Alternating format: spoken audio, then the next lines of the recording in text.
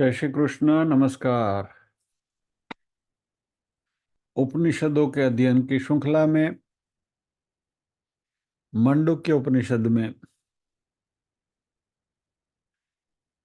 पूज्यपाद श्री गौड़पाद जी की कारिकाओं के ऊपर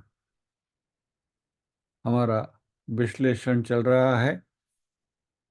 आज के सत्र में सभी स्वाध्यायियों का स्वागत एवं अभिवादन। ओमकार के नाद के साथ प्रार्थना करेंगे।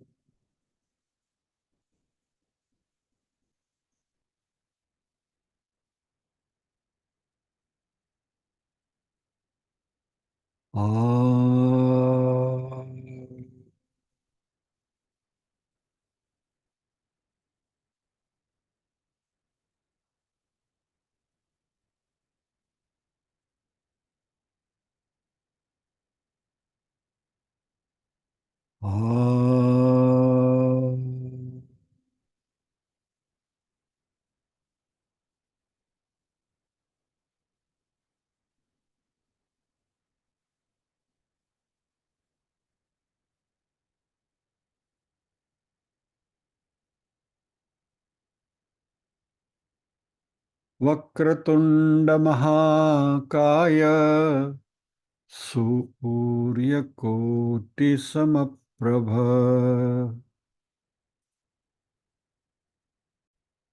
वक्रतुंड महाकाय सूर्यकोटि समप्रभ निर्विघ्नं कुरु मे देव सर्वकार्येषु सर्वदा। या कुन्देन्दुतुषारहारधवला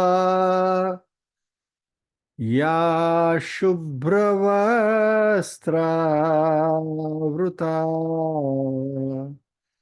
या वीणावरदण्डमण्डितकरा या श्वेतपद्मासना या ब्रह्माच्युतशङ्कर प्रभृतिभिर्देवैः सदा वन्दिता सा मां पातु सरस्वती भगवती निःशेषजाड्यापहा। वसुदेवसुतं देवं कंसचाणूरमर्दनम् देवकी परमानन्दं कृष्णं वन्दे जगद्गुरुम्। ॐ सहना भवतु सहनौ भुनक्तु सह वीर्यं करवावहै तेजस्विनावधितमस्तु मा विद्विषावहै। ॐ शान्ति शान्ति शान्तिः।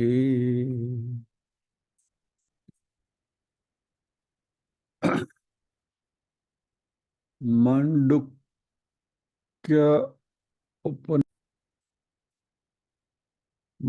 उपनिषद का पारायण करेंगे। अथ माण्डुक्योपनिषत् शान्तिपाठः। भद्रं कर्णेभिः शृणुयाम देवाः भद्रं पश्येमाक्षभिर्यजत्राः स्थिरैरङ्गैस्तुष्टुवागुंसस्तनूभिः व्यशेम देवहितं यदायुः। स्वस्ति न इन्द्रो वृद्धश्रवाः स्वस्ति नः पूषा विश्ववेदाः स्वस्ति नस्तार्क्ष्यो अरिष्टनेमिः स्वस्ति नो बृहस्पतिर्दधातु ॐ शान्तिः शान्तिः शान्तिः। अथ प्रथमः खण्डः। ओमित्येतदक्षरमिदं सर्वं तस्योपव्याख्यानं भूतं भवद्भविष्यदिति सर्वमोङ्कार एव। यच्चान्यत्रिकालातीतं तदप्योङ्कार एव। सर्वं ह्येतद्ब्रह्म अयमात्मा ब्रह्म सोऽयमात्मा चतुष्पात् इति प्रथमः खण्डः। अथ द्वितीयः खण्डः। जागरितस्थानो बहिः प्रज्ञः सप्ताङ्ग एकोनविंशतिमुखः स्थूलभुग्वैश्वानरः प्रथमः पादः।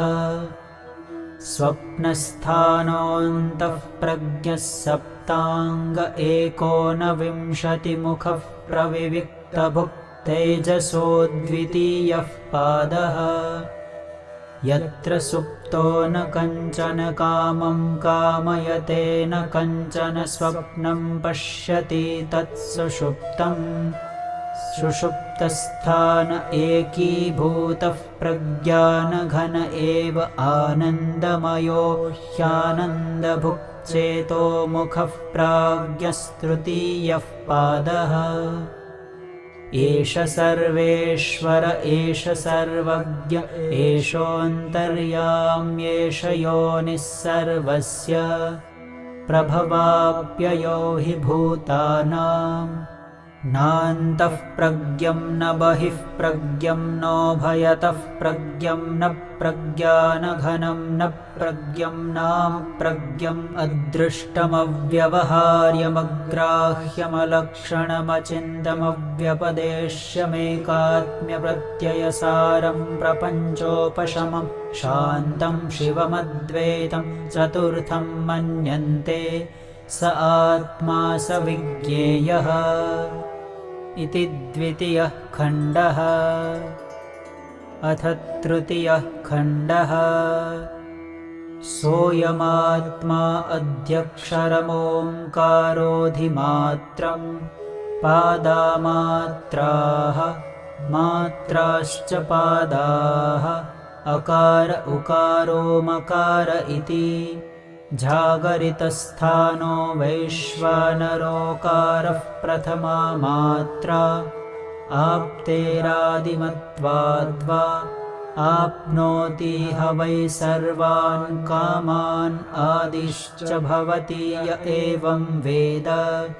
स्वप्नस्थानस्तेजस उकारो द्वितीया मात्रा उत्कर्षादुभयत्वाद्वा उत्कर्षतीह वै ज्ञानसन्तति समानश्च भवति।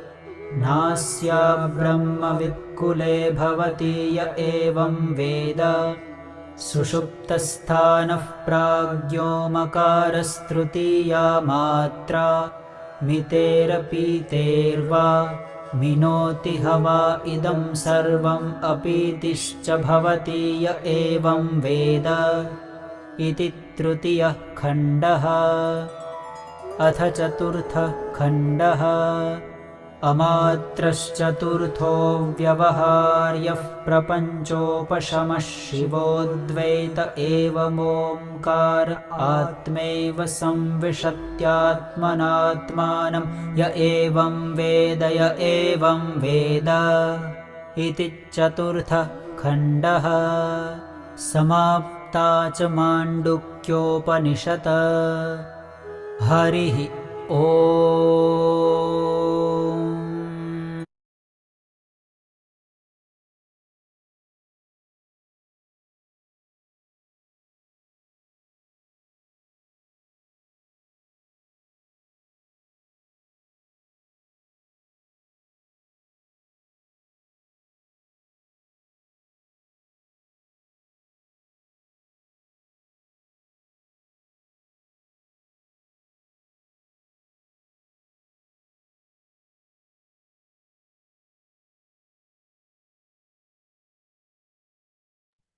धन्यवाद।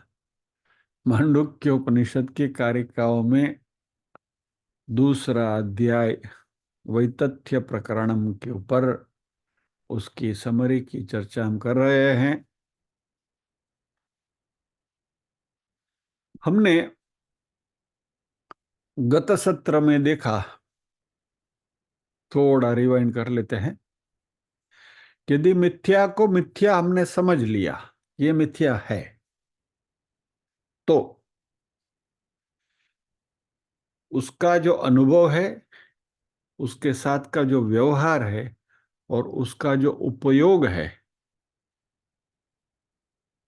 उसको हम भली भांति अपने योग्य स्थान पर देखने लगते हैं।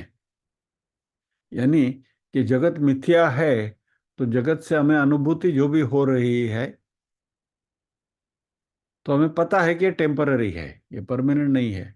यानी ये टेम्पररी परमानेंट की जो बात हो रही है यहाँ, ये हमारे आत्म तत्व के अनुसंधान में हो रही है। अयम आत्मा, मैं आत्मा हूं और मेरे लिए जगत मिथ्या है, इसलिए जगत का जो भी अनुभव हो रहा है, ये आत्मा तो जो शाश्वत है, इटरनल है, परमानेंट है, तो उसके लिए जो भी अनुभव जगत का होगा टेम्पररी होगा, छोटे समय के लिए होगा। सो वो जो अनुभव है वह टेम्पररी है।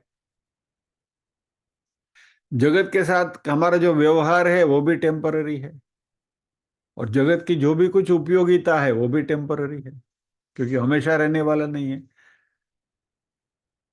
तो ये मिथ्या है, यह जानते हुए ज्ञानी होने के नाते हम इसका सम्मान करें, और इस बात को हमेशा याद रखें कि क्योंकि वो मिथ्या है, वो सत्य नहीं है, इसलिए वो शाश्वत नहीं है। It does not have any stability. और ये मिथ्या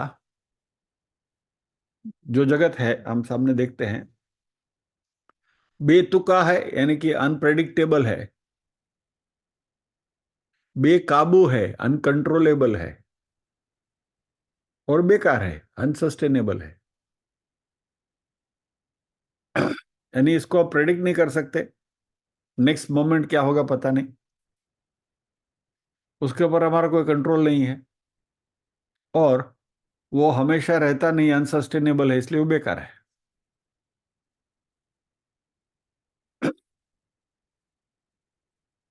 तो जगत के ये सारे व्यवहार का हम अनुभव करते रहें, वो आने जाने वाले हैं, इसलिए इसी में किसी को पकड़ के रखने की कोशिश न करें।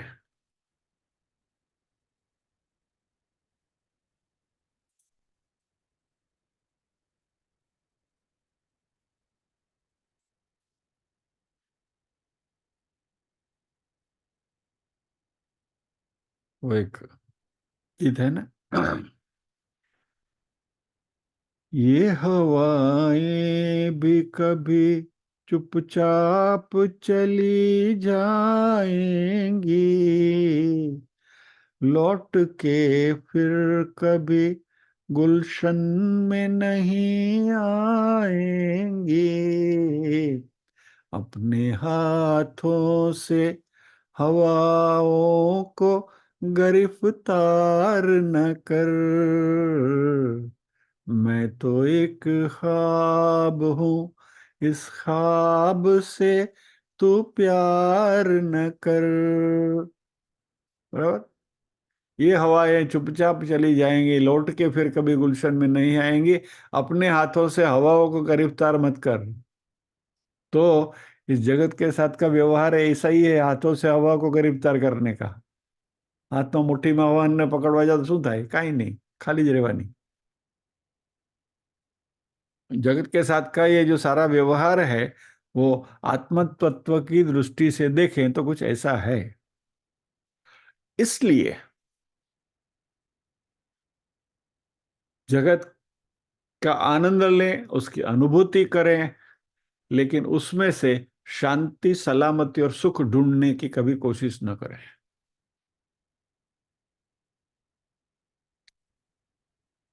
और यदि आपको शाश्वत हमेशा परमानेंट शांति चाहिए, परमानेंट सलामती चाहिए, परमानेंट सुख चाहिए, तो मात्र आत्म तत्व या तो ब्रह्म तत्व ही दे सकता है।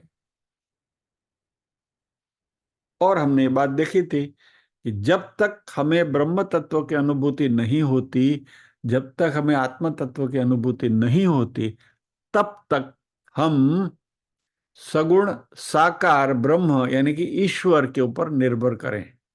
यानी let us rely on our deity, हमारे जो इष्ट देव हैं उन इष्ट देव की शरण में रहें और वहां एटलीस्ट शांति सलामती और सुख ढूंढने की कोशिश करें, न कि जगत से।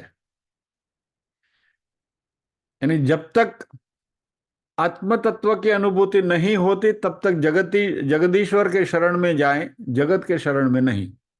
जगत को छोड़ के जगदीश्वर के ऊपर हम हमारा आश्रय जो है वो शिफ्ट कर दें,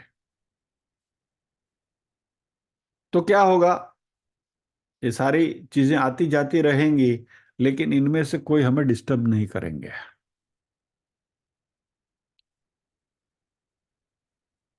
और मैं अद्वैत हूं, जगत द्वैत है, मिथ्या है, ये बात हमें अच्छी तरह से जान लेनी है।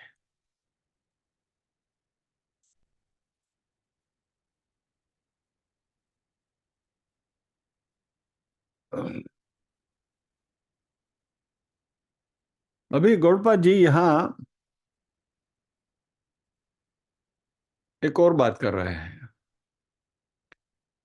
साधना की और साधना के फलों की। साधना करने से हमें क्या प्राप्त होता है और कैसी साधना और कैसे करनी चाहिए।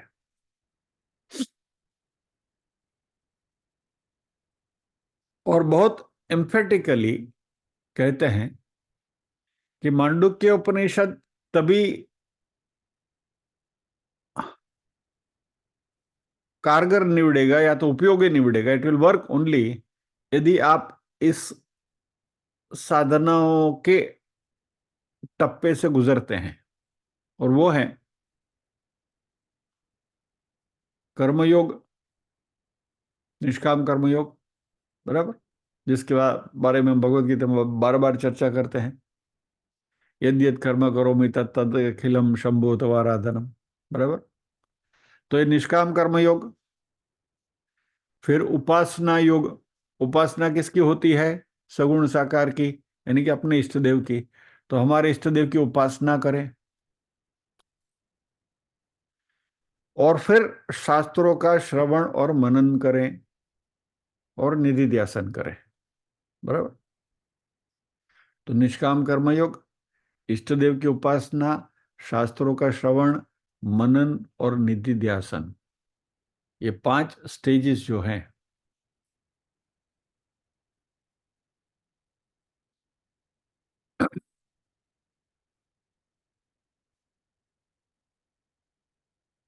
उसमें खास करके श्रवण और मनन सातत्य से और अच्छी तरह से, यानी कंसिस्टेंटली सिस्टमेटिकली शास्त्रों का अध्ययन करना चाहिए। ये बात हम भगवत गीता में भी बार बार करते हैं, यही बात यहां भी हो रही है।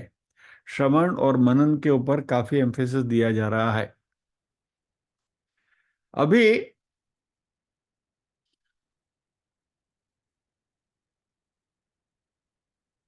इस स्टेज पर मान लीजिए कि कुछ बातें समझ में नहीं आ रही है,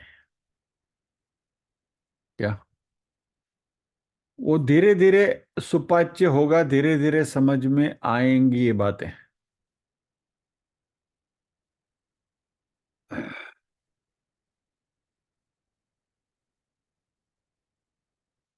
અને ન આવે તો શું કરવાનું એનો પણ હું તમને એક इलाज बताऊं। जिनको ये मंडूक्य उपनिषद समझ में नहीं आता है, अभी यहाँ तो जो बैठे हैं, आप बैठे ही इसलिए हैं कि आपको समझ में आता है, पर मान लीजिए अगर नहीं आता है, तो फिर यहाँ जो बातें हो रही है मंडूक्य उपनिषद की,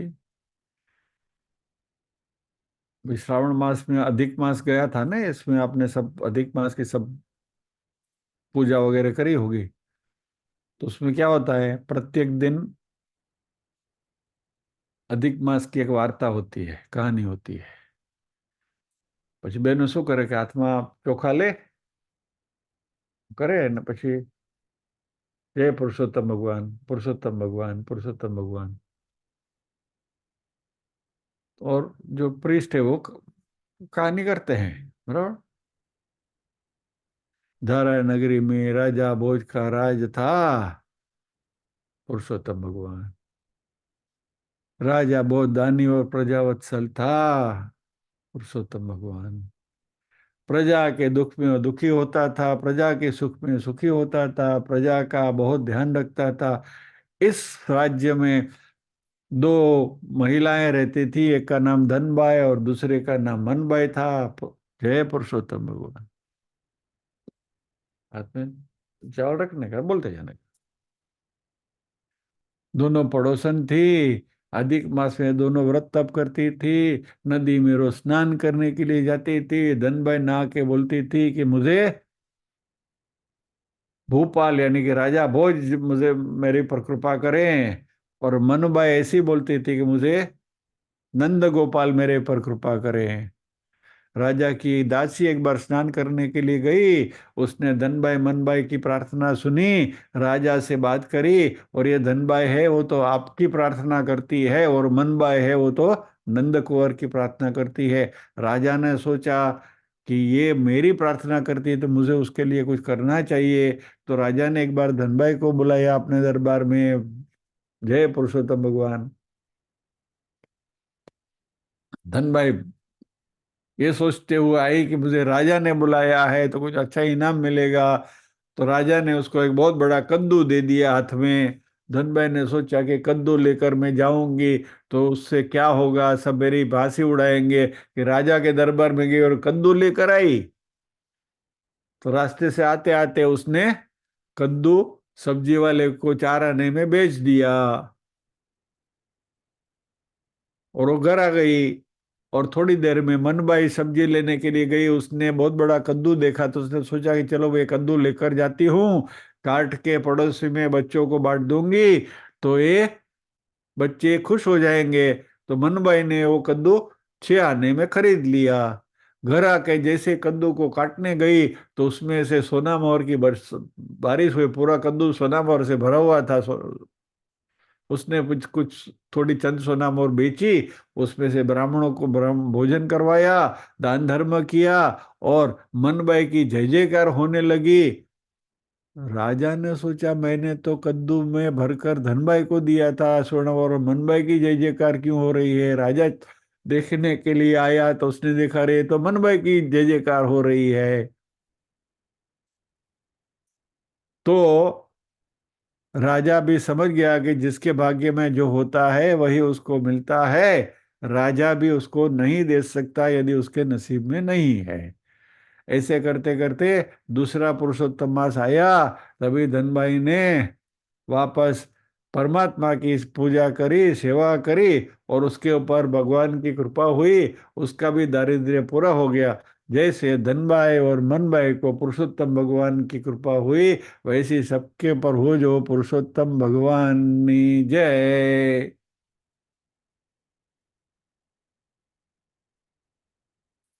ऐसे मांडव के उपनिषद में कुछ समझ में नहीं आता है, हाथ में चोखा लेने बेसूं। जय गौड़पाद जी की जय, गौड़पाद जी की जय, गौड़पाद जी की जय। या तो માંડુક્ય ઉપનિષદ કરું વાર્તા સાંભળવી ટૂંકમાં। कहने का तात्पर्य ये है कि शास्त्रों का श्रवण और मनन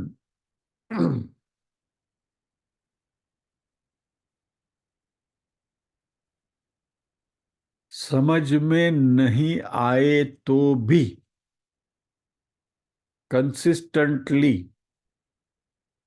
करने का प्रयास करें। धीरे धीरे गुत्थियां सुलझती जाएंगी। It is a slow but A sure process. इससे फायदा ही होता है, नुकसान नहीं होता।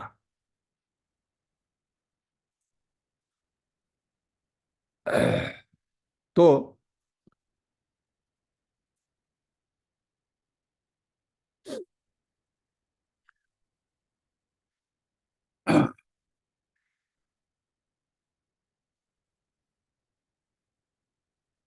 श्रवण और मनन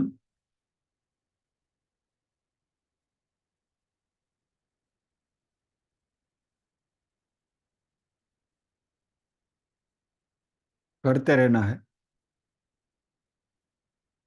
और धीरे धीरे बात समझ में आती जाएगी। अभी यहां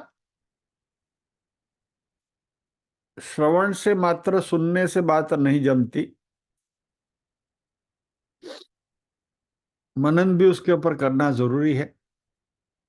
और मनन करने की यदि हम आदत डालेंगे तो जो श्रवण किया है उसको पचाने में हमें मदद मिलेगी। यानी जो भी सुनते हैं इसके ऊपर मनन करेंगे तो क्या सुना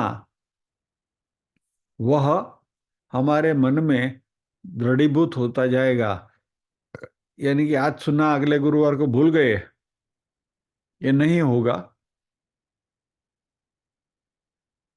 और जो बातें हो रही हैं वो बातें मन में धीरे धीरे बैठने लगेगी और अगले गुरुवार को जब भी इस बात का थोड़ा रिवीजन होगा तो बात बिल्कुल पक्की होकर दिमाग में दही की तरह जम जाएगी।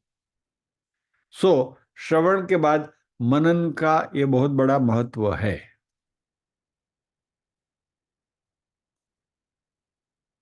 उडुपी रेस्टोरेंट में जब भी हम फिल्टर कॉफी मंगाते हैं,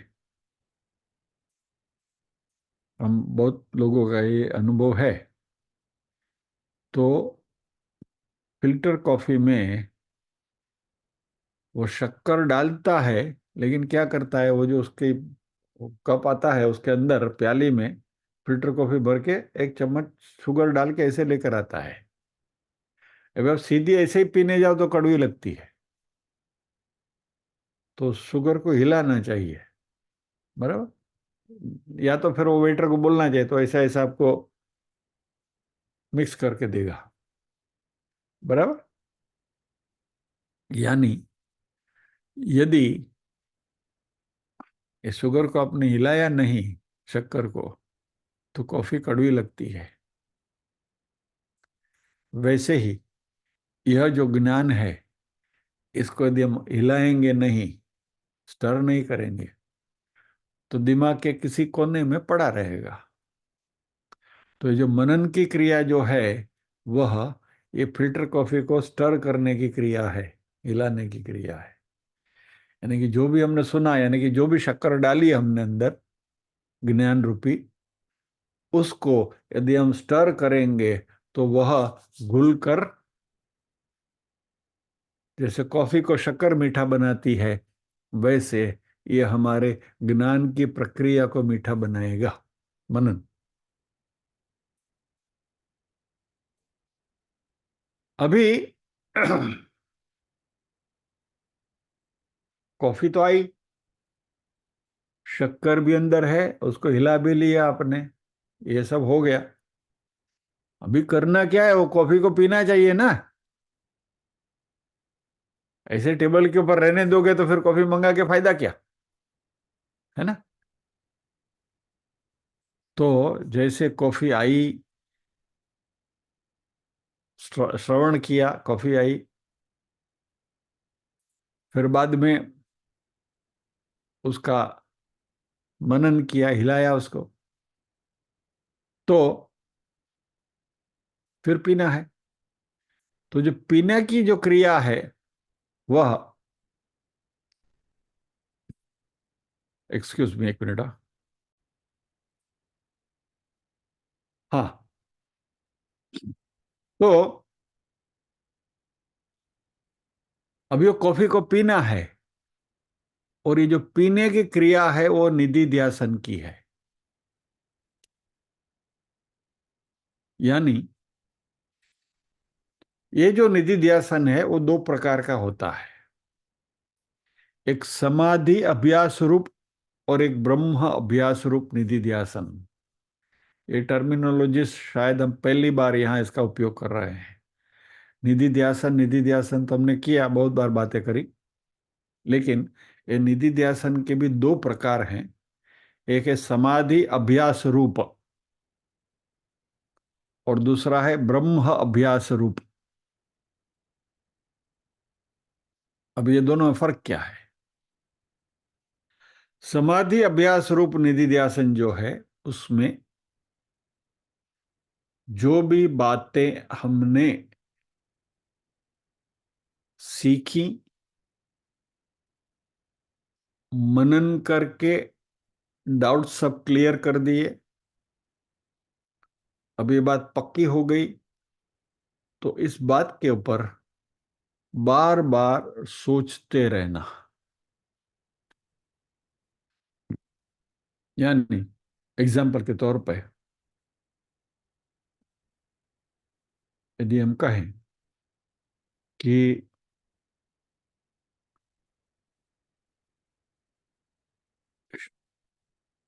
श्री कृष्ण शरणम मम, चलो सिंपल बात लेते हैं, ये हमने शास्त्रों से सुना, तो श्री कृष्ण शरणम मम का पहले तो श्रवण हुआ,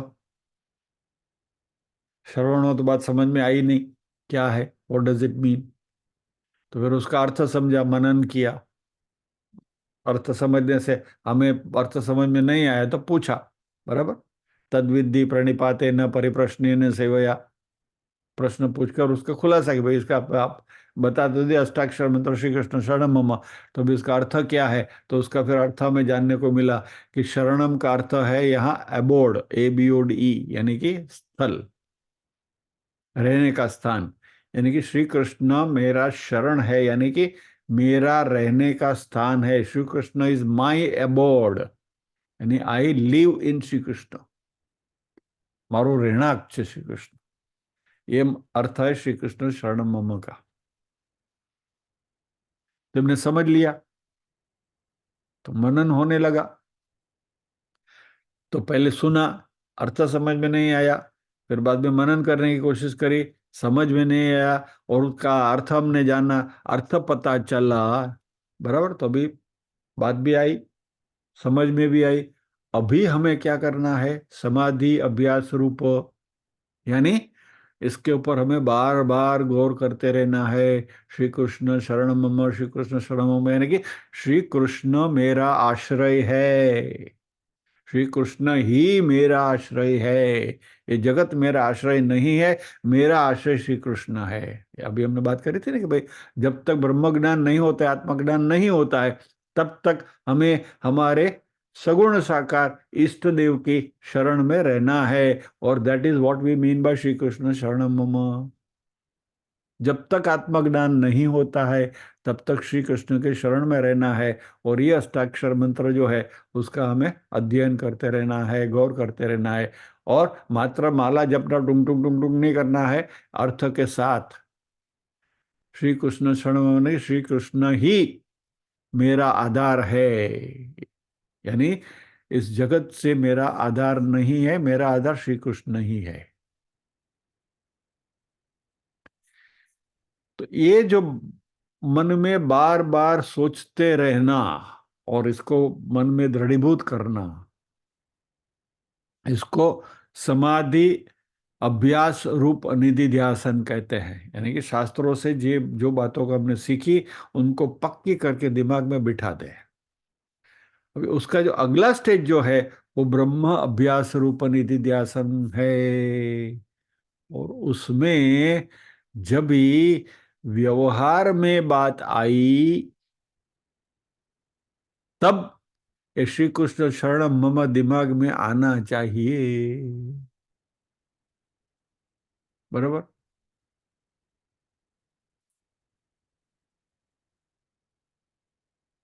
प्रैक्टिकल एग्जांपल लेता हूँ आपको, चलो। वो सामने ही वो प्रसंग आने वाला है, नवनीत भाई पल्लवी बहन बैठे हुए हैं, घर में शादी का प्रसंग है, किसी को जाके न्योता दिया, जगमगदास को बुलाया कि आप आएंगे, जगमगदास रूठ गए, हम नहीं आएंगे। तो तभी ये ब्रह्म अभ्यास रूप निधि ध्यासन काम में आना चाहिए कि जगमगदास की शरण हमें नहीं लेनी है, श्री कृष्ण की शरण लेनी है, श्री कृष्ण शरण मम। जगमग दास शरण मम नहीं है, वो नहीं आएंगे तो चलेगा।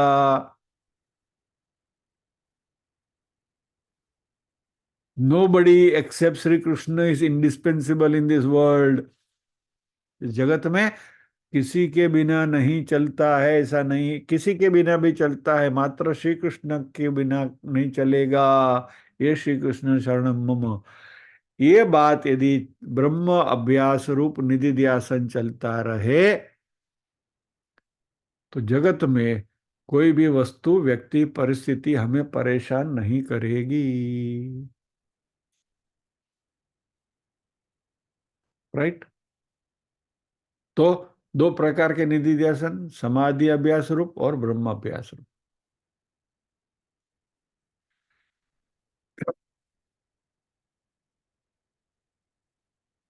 तो जब भी संसार से हमें किसी भी प्रकार का ट्रांजैक्शन करना है, व्यवहार करना है, उसमें कोई भी परिस्थिति हमें डिस्टर्ब करे तो हमारे मन में सबसे पहले ये बात आनी चाहिए कि આપણો तो कांजी છે ને, 1000 हाथ वालों बैठो, ध्यान रखो, वो संभाल लेगा सब। बस ये अतूट श्रद्धा, अनफेलिंग डिवोशन। हम कहते हैं कि परमात्मा में, इष्ट देव में हमारी श्रद्धा है, लेकिन ये श्रद्धा इतनी बलवत्तर होनी चाहिए कि भाई यस ही इज देयर, वही हमारा ध्यान रखते हैं। और आप सबके जीवन में छोटे मोटे ऐसे अनुभव आए ही होंगे। मेरे जीवन में तो काफी आए हैं। और ये श्री कृष्ण शरणम मम हमेशा हमें स्वस्थ रखता है। It keeps us balanced. कोई भी परिस्थिति में हम अपने आप को शांत रख सकते हैं। तो यह ब्रह्म अभ्यास रूप निधिध्यासन है। यानी कि दो प्रकार के निधिध्यासन, समाधि अभ्यास रूप निधिध्यासन और ब्रह्म अभ्यास रूप निधिध्यासन।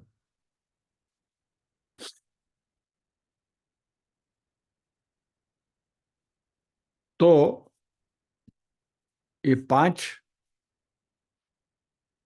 स्टेज की साधना हुई। तो रिपीट: निष्काम कर्म योग, उपासना योग, श्रवण, मनन और निधि ध्यासन। निधि ध्यासन के 2 प्रकार। बराबर। और भगवत गीता के संदर्भ में देखें तो निष्काम कर्म योग हो गया, उपासना योग में भक्ति योग हो गई, भक्ति आ गई उपासना करेंगे तो। बराबर। और श्रवण, मनन और निधि ध्यासन जो है वो ज्ञान योग हो गया। तो कर्म योग, भक्ति योग और ज्ञान योग भगवत गीता के।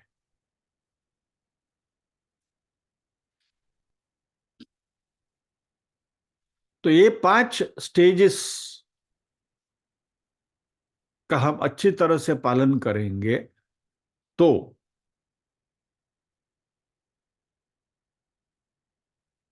धीरे धीरे द्वैत में से अद्वैत में आप आते जाएंगे। Over a period of time. फिर आप जो भी व्यवहार करो, किसी के साथ कहीं भी कुछ भी करो, ये आपकी अद्वैत की भावना जो है, ब्रह्म के साथ एकाकार होने की भावना है, वो दृढ़ीभूत होती जाएगी। और बाहर के कोई भी फैक्टर्स जो है वह हमें विचलित नहीं करेंगे।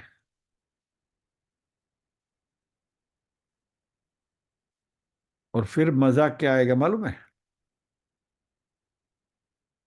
बाहरी जगत में विश्व के साथ जब हम व्यवहार करते हैं तभी यही आत्म तत्व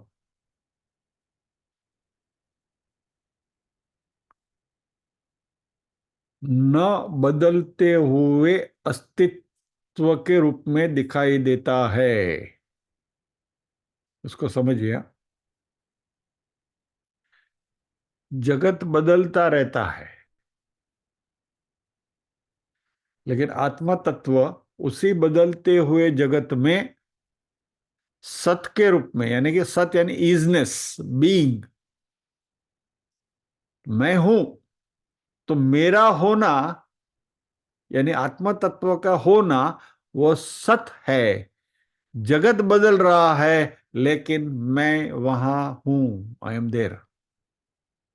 यानी अपना होना, जिसको हम सत बोलते हैं, बीइंग बोलते हैं, इजनेस बोलते हैं, दिस इज माय इजनेस। मैं यहां हूं, और मैं यहां हूं, परमानेंटली हूं। शरीर भी बदल जाए लेकिन मैं हूं। नो, मृत्यु भी आ जाए तो शरीर बदलेगा लेकिन आत्मा अपनी जगह पर है। तो बाहरी विश्व के साथ जब भी हम व्यवहार करते हैं, तभी हमारा न बदलने वाला अचल अस्तित्व जो है, उस अस्तित्व की अनुभूति होती है। सामने जगत बदलता रहता है लेकिन हम हैं। ये बाहरी व्यवहार में। और अंदर मन में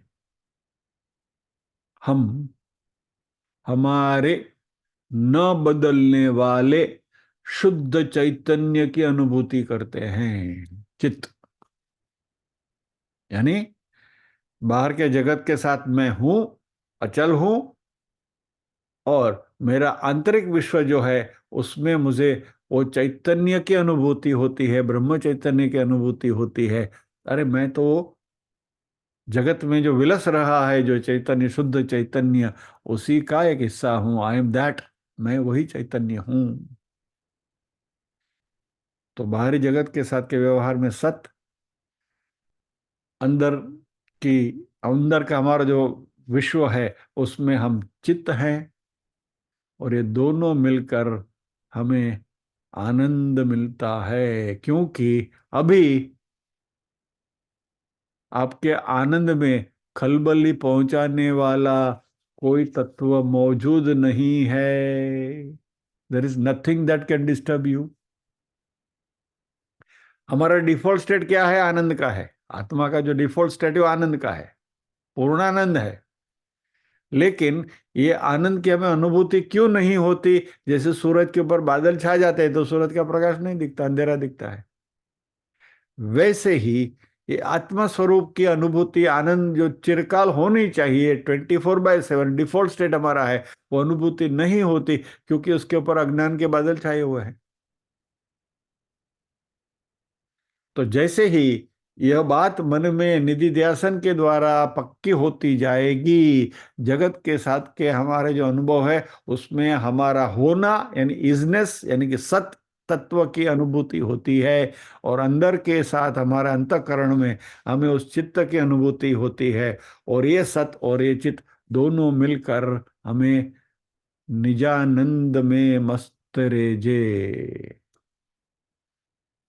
फिर जगत की कौन सी ताकत है जो आपको डिस्टर्ब कर सके, परेशान कर सके? Next to impossible.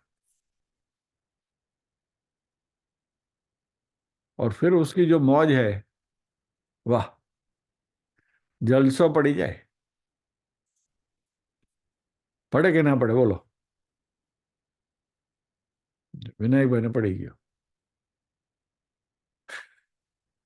मौज आती है। ये बात जो है ना, હિનાબેન બી મોજ આવી ગઈ જો. હિનાબેન હશે એટલે કમલેશભાઈ હશે. એને જોઈને હશે જો કે હા હવે બરાબર, વાંધો નહીં, હવે હશે. ઘરવાળા પર દ્રષ્ટિ કરી લેવાની.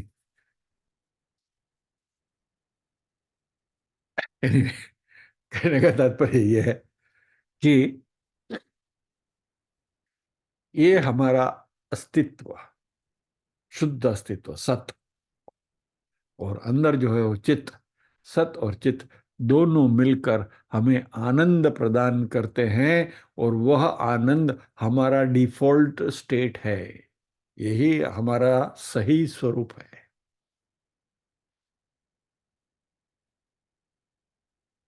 जरा सोचिए,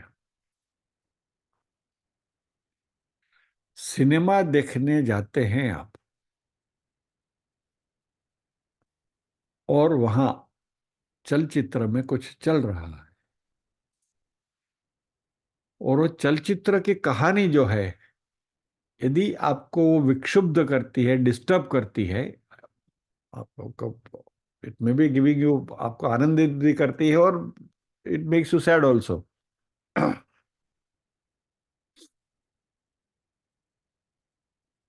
मैं चौथी या पांचवी कक्षा में था, और जिंदगी की पहली फिल्म मैंने तभी देखी थी। First movie that I saw of my life was when I was in fourth standard, I think. And fortunately और अनफॉर्चुनेटली जो भी कहो, पिक्चर जो मैंने देखी वो मदर इंडिया थी।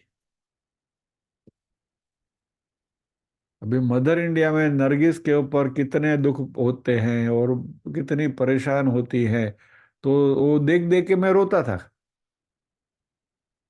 मूवी थिएटर में बैठे बैठे मैं रो रहा था, डुस्का भरी फिर रोता था।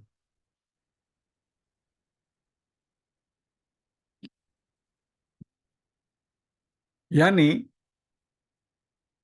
If the film influences you to this extent, you will get disturbed। लेकिन जिस दिन पता चले, अरे भाई वहां तो पर्दा है और ये पर्दे के ऊपर सब नाटक दिख रहा है, असली चीज तो पर्दा है, वहां बाकी कुछ है ही नहीं, सफेद पर्दा टांगा हुआ है। अभी तक जो देख रहे थे वो तो खाली उसके ऊपर एक परछाई थी, एक प्रोजेक्शन था। यानी ये आत्म तत्व की अनुभूति, यानी पिक्चर कुछ भी चलता रहे, लेकिन उसका सबस्ट्रेटम जो है, उसका जो आधार है, वह ये पर्दा है। यह बात हमारे मन में हमेशा रहेगी।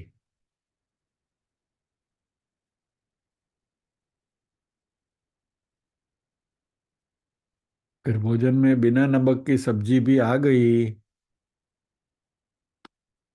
तो भी पर्दे के ऊपर चलने वाला ये पिक्चर है, पर्दा तो मेरा आत्मा है। क्या? तो बिना शिकायत किए आप खा जाओगे, ठीक है, चलने दो, इट्स ओके, आज ऐसा है, बिना बिना नमक की सब्जी है, खा लिया। और बहुत पसंदीदा मिठाई भी आ गई, वो भी खा लिया, उसका भी आनंद ले लिया, चलो आज मिठाई मिल गई। इन शॉर्ट,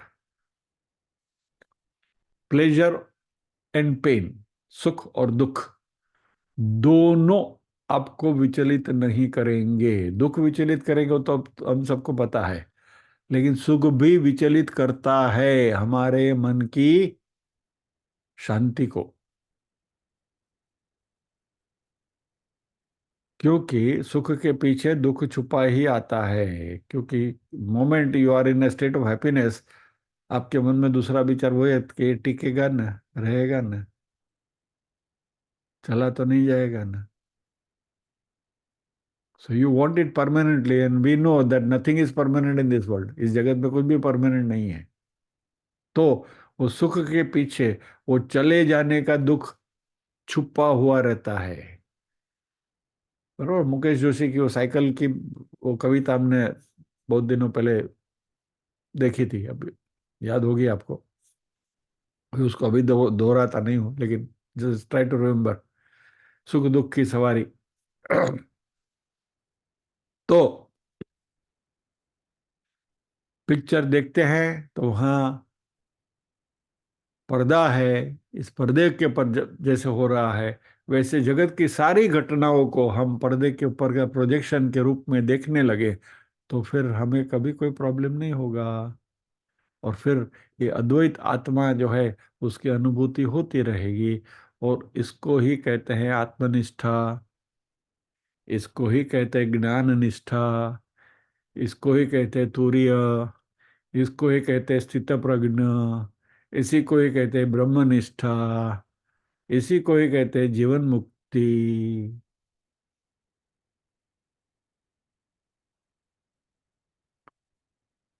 तो साधना के ये जो 5 स्टेजेस जो बताइए आपको, निष्काम कर्मयोग, उपासना, श्रवण, मनन, निधिध्यासन, इन 5 स्टेजेस के द्वारा यह मांडुक्य उपनिषद का है जो वैतथ्य प्रकरण जो है, यानी वैतथ्य प्रकरण में गौड़पाद जी हमें ये सिखा कर गए, या तो ये सिखा रहे हैं कि ब्रह्म सत्यम जगन मिथ्या, संसार जो है वो मिथ्या है, जो सत्य है वो ब्रह्म है, आत्म स्वरूप है, वही हमारा असली स्वरूप है। इसको ध्यान में रखें। ગોળપાદ जी જેમ બધાને ફળ્યા એવા અમને પણ ફળો।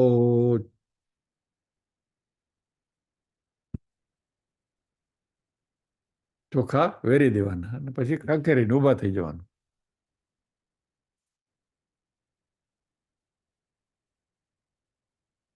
થઈ ગઈ વાર્તા અધિક મહિનાની। तो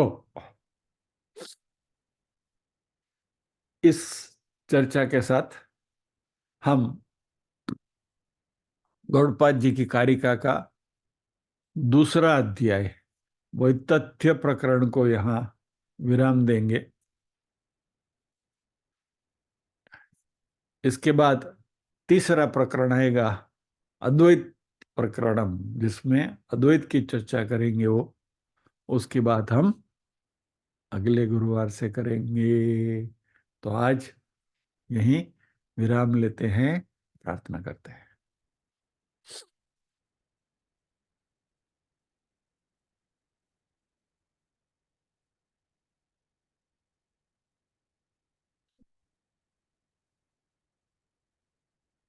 ओम।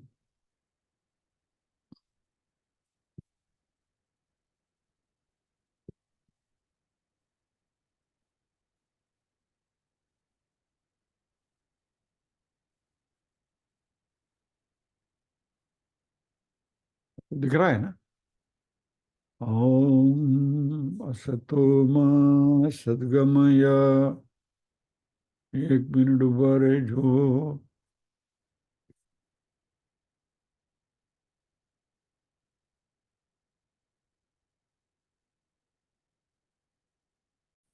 ओम असतो मा सद्गमय तमसो मा ज्योतिर्गमय मृत्योर्मा अमृतंगमय।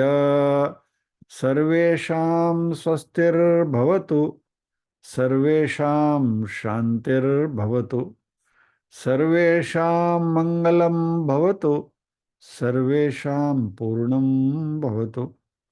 लोका समस्ताः सुखिनो भवन्तु, लोका समस्ताः सुखिनो भवन्तु। नाहं कर्ता हरिः कर्ता, हरिः कर्ता हि केवलम्। ओम शांति शांति शांति ही। सभी के हृदय कल में विराजमान परम कृपालु परमात्मा को वंदन करते हुए आज के सत्र को विराम देते हैं। अगले गुरुवार फिर मिलेंगे अगले प्रकरण के साथ। जय श्री कृष्ण।